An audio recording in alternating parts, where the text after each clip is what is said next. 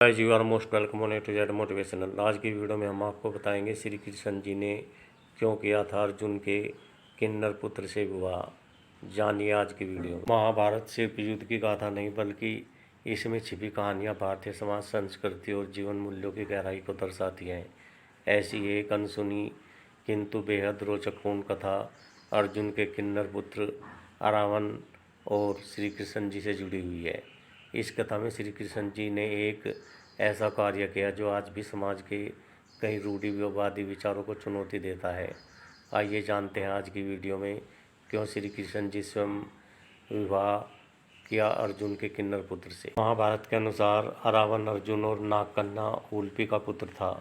उल्पी नागवंश की राजकुमारी थी और उन्होंने अर्जुन से विवाह किया था।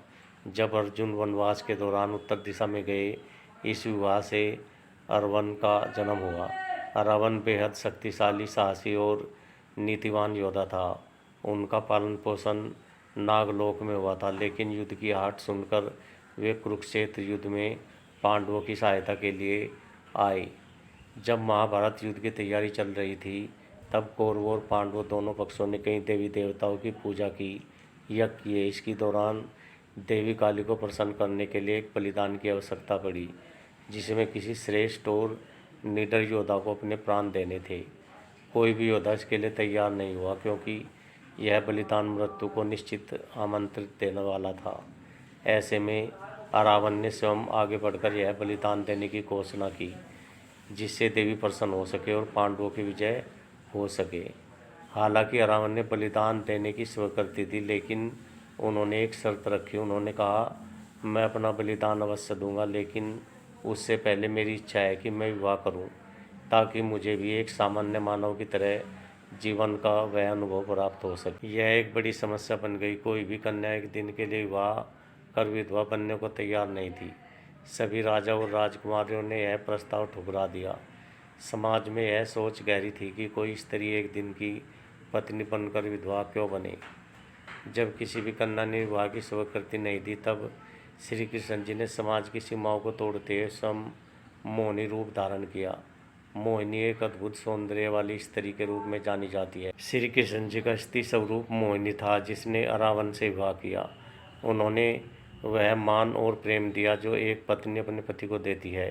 विवाह के अगले दिन अरावन ने देवी काली के लिए बलिदान दिया। उसके बलिदान से देवी प्रसन्न हुई और पांडवों को युद्ध में विजय का आशीर्वाद मिला। अरावन की यह गाथा भारत के कई हिस्सों में, विशेषकर तमिलनाडु के कोहू गांव में आज भी जीवित है। यहाँ पर हर वर्ष किन्नर समुदाय यानी हिजड़ा समुदाय अरावन के प्रतीक से विवाह करते हैं और अगले दिन विधवा के रूप में शोक मनाते हैं।